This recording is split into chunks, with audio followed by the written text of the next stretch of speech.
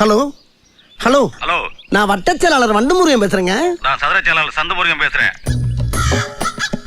Hello, அரசியல்ல வட்டச் செயலாளர் பதவி மட்டும்தாங்க இருக்கு. சதுர செயலாளர் பதவிலாம் கிடையவே கிடையாது. வட்டத்துக்கு ஒரு செயலாளர் இருக்கும்போது சதுரத்துக்கு ஒரு செயலாளர் வச்சு அவங்க குடியா மொழி போயிடும்.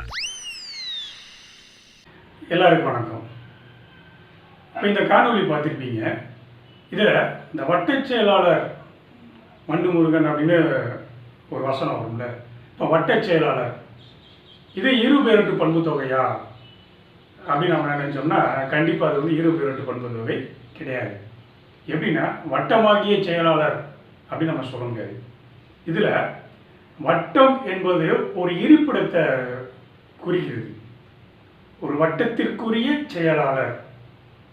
அப்போ வட்டத்திற்கு அப்படின்னு அங்கே நான்காம் வேற்றுமை உருவு மறைந்துள்ளது. அப்போ வட்டச் செயலாளர் என்கின்ற சொல்லுக்கான இலக்கண குறிப்பை நம்ம என்ன சொல்லணும்னா, நான்காம் வேற்றுமை உருவும் பயனும் உடன் தொக்க தொகை. அதாவது வட்டத்திற்கு உரிய செயலாளர் அப்படிதான் அது வரும். ஆக வட்டச் செயலாளர் என்பது இரு பேரட்டு பண்பு தொகை கிடையாது. அப்போ இரு பேரட்டு பண்பு தொகை எப்படி கண்டுபிடிக்கணும் அப்படின்னா, முதல் பேர் சிறப்பு பேராக இருக்கணும், இரண்டாவது பேர் பொது பேராக இருக்கணும். இது இரண்டுக்கு இடையிலையும் ஆன ஆகிய என்கின்ற பண்பு பெயர் விகுதி மறைந்து வரும். இப்படி வந்ததுன்னா அது இரு பேரட்டு பண்பு தொகை. அப்படி வரலன்னா அது கிடையாது. அவ்வளோதான்.